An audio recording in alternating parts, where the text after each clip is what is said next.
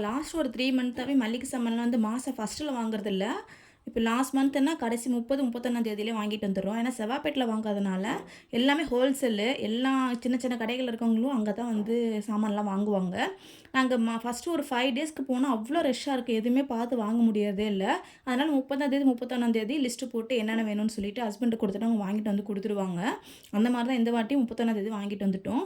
பாப்பாக்கு ஒரு 4 டேஸா நியூ இயர்க்கு முன்னாடி நாள் வரைக்குமே ஒரு 4 டேஸா கன்டினியூஸா ஹை ஃபீவரு. நாங்க ஹாஸ்பிட்டல் போனோம். அப்பயும் வந்து மருந்து போடுங்க சரியாயிடும். இப்பலாம் வைரல் ஃபீவர் தான் ஸ்ப்ரெட் ஆயிட்டு இருக்குன்னாங்க. ஃபர்ஸ்ட்டு 2 டேஸ் கொஞ்சம் ஆக்டிவா இருந்தா. அதுக்கப்புறம் ரொம்ப ஆக்டிவ் கம்மியாயிடுச்சு. ஃபீவரு, காஃபு, ஹை ஃபீவரா இருந்ததுனால நைட்டும் பகலும் அவளுக்கு ஈர துணி வச்சு தொடச்சுக்கிட்டே இருந்தேன். எனக்கே பயமாயிடுச்சு. அவ எப்படி தாங்க போறா? அப்படின்னு சொல்லிட்டு. நார்மலா இருக்கும்போது அவள ஒரு இடத்துல கூட நீங்க இப்படி படுக்க வைக்கவே முடியாது. அவ்வளோ ஆக்டிவா அங்கேயும் இங்கேயும் சுத்திட்டு இருப்பா. எனக்கே ரொம்ப கஷ்டமாயிடுச்சு. அவ்ளோ டல்லாயிட்டு சோர்ந்து சோர்ந்து படுத்துட்டே இருந்தா, அழுதுகிட்டே இருந்தா. நைட்டு திடீர்னு எழுந்து உட்காந்து அழுதுட்டு இருந்தா.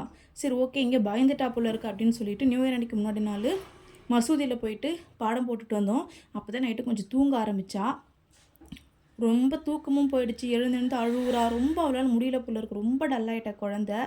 அவங்க அப்பா மருந்து போட்டு விட்டேன்.